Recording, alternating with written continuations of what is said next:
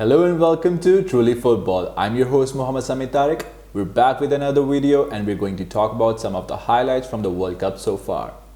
I'm joined by my co-host Abaan Fida and we're going to talk about the major upset, Germany versus Japan. Let's see what Abaan thinks about that. I mean, I said that in the predictions video as well, didn't I? I think Japan can pull off an upset in the group, and they showed they absolutely did. No one was expecting it, to be honest. Even I wasn't. I was quite shocked at the way Germany played. I mean, it was looking like Germany was in control, and I think they were for a part of the match, but Japan just turned things around, scored 2 goals. I don't think Germany played bad. They played good football. They were controlling the game. They had a lot of chances. They had a lot of shots on target. But I think it's the World Cup, isn't it? Yeah, things like this happen. And I mean, Gundogan's shot was like right onto the post. There were some other shots in the box. It was a really close game. It just didn't want to go in. The ball just didn't want to go in, I guess. It was one of those games, wasn't it? And I think Hansi Flick was really upset over that as well, because I think Germany should have won that game. It's adding, I think, added pressure to the team. It should be an easy qualification for them, but now things will certainly get difficult. Yeah, and full credit to Japan for the way they played. Yes, absolutely. They hard out. They came back strong in the second. They worked hard. They played with courage, and I think that showed. Yeah. Let's talk about some of the high-scoring games of the tournament so far, and let's talk about Spain versus Costa Rica first. I mean, it was an annihilation, wasn't it? Spain was absolutely dominant in that game. I mean, what was Keylor Navas even doing in the game? Like, if he wasn't in the goal, like, I mean, they could have like scored like five or something. Like him being in the goal, giving them those chances, the mistakes that he made. But still, I mean, Spain had what, 79% possession? Yeah. I mean, that in a World Cup game, that is ridiculous. Spain is known for their possession game, so you expect that from them, but you got to try. The chances they created, it was dominant. Costa Rica didn't know what to do in that game. It was like kids against men. Yes, absolutely. And I won't even say boys against men, because it was literally kids against men. It was kids against men. And Keylor Navas is not a newbie. He has played on the biggest platforms in football, and how can you save the ball like this and give when you're seeing that there are strikers from players from other team in the box, and how can you save it like this? You gotta parry it. You gotta catch the ball. You gotta do something. Yes, considering he is the leader in that squad, he's the one who should be playing from the front. I've been a huge fan of Keylor Navas because he's done excellently for Real Madrid, but it was definitely a hiding from Spain. Lucho played a masterclass. He knew where to create the chances. He got the right players on. Absolutely. And everybody got on the score sheet. Everybody got on the score sheet. But the thing is, to give some credit to Keylor Navas, I mean, even if he did a lot of miraculous saves, I think they still would have won. It still would have been like 4-0, 5-0. Yeah, it still would have been a domination. The other game that I want to talk about is Croatia versus Canada. Yes. There were 5 goals in that game, and the first goal was scored about Davies. 2 minutes in. 2 minutes in. 2 minutes in. It was the quickest goal in this World Cup tournament, and what a goal created on the flank and the cross, and then Davies finishing it off with that. Davies is playing that advanced role that he's known for. He is a wing attack naturally. He just plays left back and Abaan, and that's where he got famous in football. But under Canada, he has that freedom to showcase his attacking talent, and he did, and he's been playing really well in this World Cup. He missed a penalty last game, but I think he played really well, and Croatia were dominated. Yeah, so after that, the way Canada started the match, you would think that they were going to run riot, but Croatia came back in, and how? Modric. I mean, Modric is like, I don't understand how like Iniesta at that age was playing in China.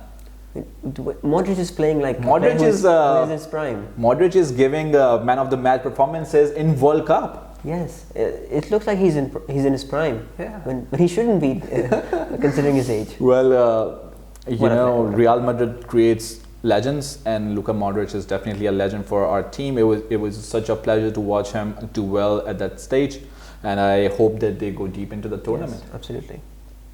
Talking about great matches, what a great match was between Cameroon and Serbia. Absolutely. What a comeback from the Cameroonians. Yes, I mean, I mean, if you're talking about comebacks, I think Serbia made a very good comeback.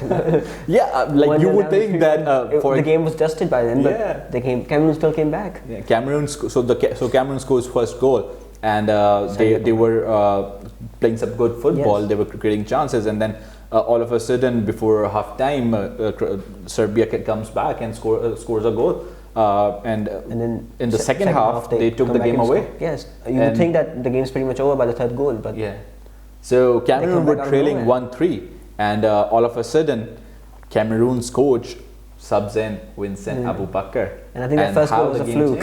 Even he didn't believe he could score. Yeah, so he thought that he was offside for the first goal, but that's a striker's instinct, and that's what they coach you as a striker. You should not just give up because the flag is raised. You should just finish. It was a half-hearted finish. I mean, it was a chip. It was funny. Yeah, and he chipped it. He did not celebrate. He knew that he was offside, but upon checking with VAR, he was onside. Yes. And that just changed the game. Absolutely. It gave them the momentum that maybe they can get something out of the game. Yeah. And they did. Yeah. Shortly after they scored the equalizer. Yeah, and then he provided the assist to Choupo-Moting. He'd made no mistake. And a fun fact is that Choupo-Moting's first goal was also against Serbia. So he likes scoring against them. Yes, absolutely. And the other, I wouldn't say exciting for me because I'm a Heung-min Son fan. And talking about great matches, what a great match it was between South Korea and Ghana. Yes, absolutely. I think one thing to talk about here is Heung-min Son's performance. I think he has been a major disappointment for me this tournament. I like Heung-min Son a lot. I think he's a very talented player and he's one of the best wingers. Yeah, for me, he is definitely one of the best players in Premier League. He's achieved a lot in a mediocre team. Yes, but I think he has been disappointing this World Cup. Maybe it's because of his injury, or maybe he just doesn't have Harry Kane up front. That is true. He's one of the best strikers in the world, but I still think he should do better. Yeah. So talking about the match, I think South Korea did well to come back. Actually, yeah. They were 2-0 down and they came back, and those crosses, the headers they scored, those crosses were absolute peach. Yeah.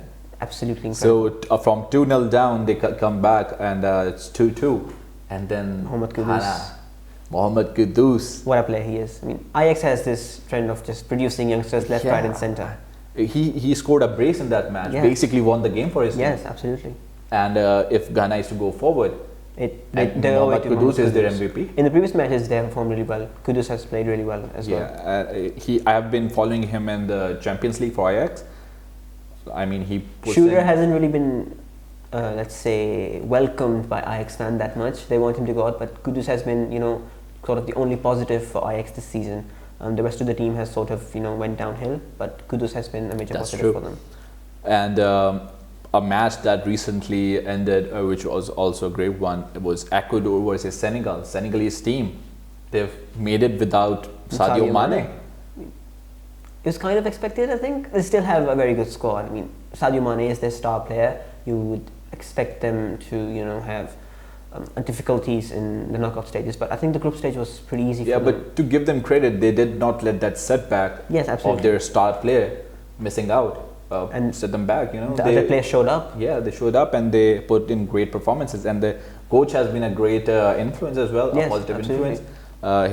He's good to watch on the sidelines as well. Yeah, somebody said that somebody tweeted and Snoop Dogg actually retweeted it. They said that why is Snoop Dogg coaching Senegal, and he found it amusing.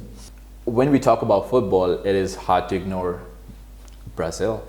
The brand of football that Brazil is playing. I mean, they are the favorites this World Cup. I think they are, and rightly so, I guess. I've been following football matches, and teams have been sitting back in the first half. They've been trying to manage the game. They're trying to defend, but Brazil, from the starting whistle, they want to score goals. Brazilians are entertainers. I mean, they have this reputation in football. What Brazilians bring to football is unmatched. Yeah, the players have so much flair. They have so much. Exactly. They showcase their talents in such a beautiful way, and that's why Brazil are, favorites among neutral countries as well. Yes, and they have played into entertaining football, which is superior to other nations. I think France and Brazil both have put in performances where they didn't really give a chance to other teams. So if you didn't know, Brazil has not faced a single shot on target so far in the I tournament. mean, they have world-class centre backs, Yeah, Marquinhos and Thiago and Silva. I remember that we were criticizing their fullbacks they have in our performed first videos, but they have performed. they have turned up, I guess. Alexandro and Tite has something to tell them. I mean, Brazilian players have this knack, really. I mean, look at Fred. He plays really well for Brazil, even when he's inconsistent for United. He does put in good performances, but for Brazil, he's consistently good. So maybe Tite has some tricks up his sleeve in the dressing room. Who knows? And going from the best performing team to one of the biggest disappointments, let's talk about Belgium.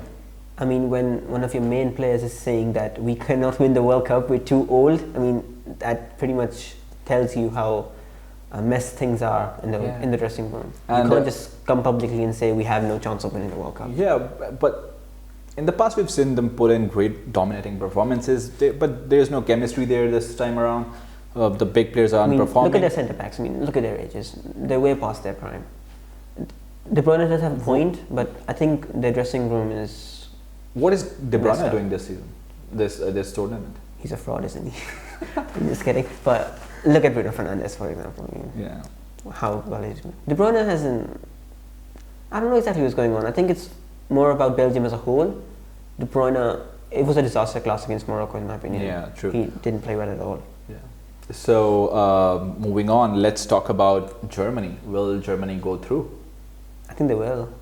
Well, it's a tricky situation. So Germany needs to beat Costa Rica, and they also need Spain to beat Japan. Well, both things are possible and likely, but strange things have happened, like Germany getting defeated by Japan. So you never know. But if Germany is to miss out on another World Cup tournament, that would be a major shame, major shock, because they have a very good squad. You would imagine them to win the World Cup. But I think Germany came back well against Spain, though. They did, and that would be a confidence booster. That would be a confidence booster. I think they will go through. I don't think that's something that they should be worried about. So from Group F, do we have Belgium or Croatia going through? Because I think Morocco are safe. I think they're comfortable. I think it's going to be Croatia. Belgium, I think, are going to be knocked out. And I would also want Croatia to go through. Yes. So my call is Croatia as well. Let's see what happens in Belgium versus Croatia, because it is basically a knockout game. Yes. Yeah. And in the other group C, we have Argentina and Saudi Arabia. Both teams can go through, depending on the results. Which team do you have?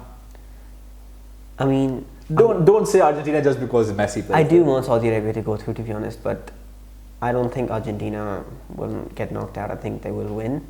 I think it was weird how Argentina played. Scaloni has changed systems. Even his most trusted formations, he has switched them up for no reason at all, and I think that's what Argentinian fans are most, let's say, upset about. But I think he will realize his mistakes sooner or later, and I think Argentina will go through. I would say that Saudi Arabia as a team are a bit inexperienced as compared to Argentina. They're bound to make more mistakes, and if they don't turn up like they turned up against Argentina is definitely going to win this. Yes, absolutely. Win their match. Absolutely. They're going to try to win that match, although it is going to be against Poland. But which is not easy at all. But that's not an easy feat. Probably one of their toughest matches on card. But so is in Mexico. I mean, Mexico is an easy team to beat as well. True, fair point. So Argentina needs to beat Poland, and Saudi Arabia needs to beat Mexico. So my call is also Argentina. Yes. I think Argentina goes through. I think it will be a huge disservice to the tournament, to the fans, if they don't get to see Messi in the deeper stages. And, especially in his last one. In his last one, I want it to be I want it to be a good story. Yes, not too good though. Yeah, I don't want him to win the World Cup.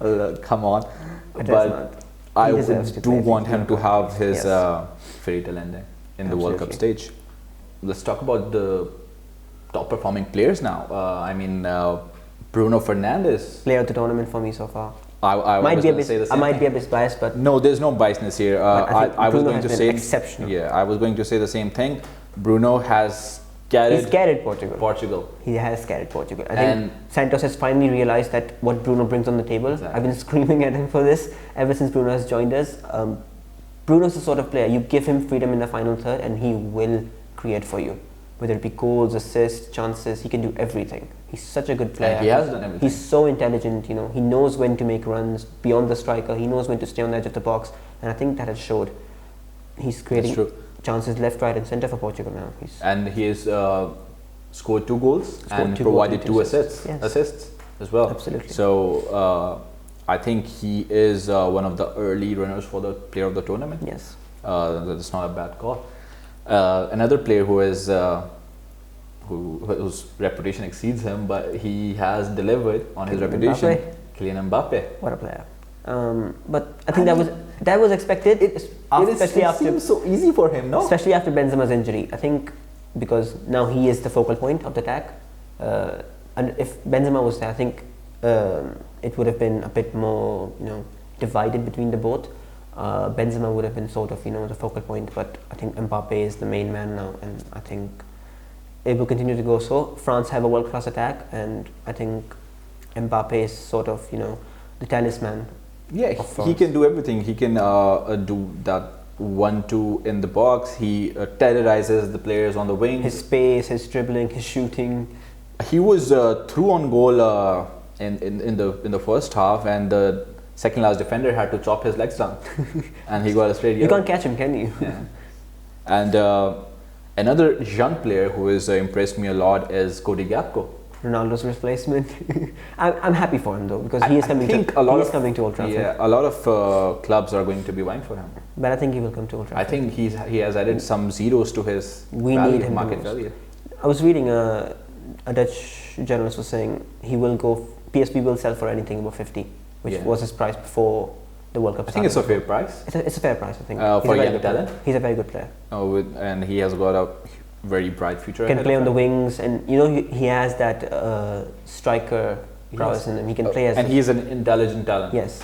He if you have to watch him play, I mean, come on. I mean, you've watched him finish. If you're missing out on watching Cody Gakpo this tournament, just at least go watch the highlights. Look at the goals he scored. I mean, that's not that's a player who has finishing in his veins. That was completely natural. True. Another player that went under the radar before the start of the tournament, but actually carried his team so far in the tournament. Unfortunately, they were knocked out earlier, but Enner Valencia. Yes. 3 goals. I mean, 3 good goals. That Qatar game was quite interesting, wasn't it? Yes, and he plays for Fenerbahce. It's not a big league, but he is definitely a big player. Yes, absolutely. And I think that more clubs are going to be... Every World Cup, you know, sort of one or two of these kind of players, you know, emerge, and it really helps them in their career to, you know, move on to a bigger club. And I think we'll see Valencia play in one of the top leagues soon. And Abaan, I know that you're an England fan. I know you're a Manchester United fan. So next up, Marcus Rashford. He's Manc born and bred. Absolutely. What a player. I mean, Rashi had a very, let's say, disappointing season. Especially after the Euros when he missed the penalty. I think ever since that day he was mentally exhausted, and that showed on the pitch as well. He didn't try as much. He was not the same player mentally, and ever since Ten Hag came in, you know, he has trusted him, he has given him the opportunities, and he has showed that in the season as well. Rashford has been played really well for us, and you know, Southgate gave him a chance, you know, gave him a start. He scored last game off the bench, and he gave him a start, and he didn't disappoint. I mean, what a free kick goal that was. It was a beautiful free kick, and then a lovely finish, dribbling past one player with his weaker foot. I love Rashford. I mean, I can talk about him. We can tell that Abaan could go on and on about Marcus Rashford. I love Marcus. He has scored 3 goals so far. Yes. And I don't think he's going to stop anytime soon. And the other player who is in the English team but hasn't been on the score sheet, but he has been pulling the strings for England, Harry Kane.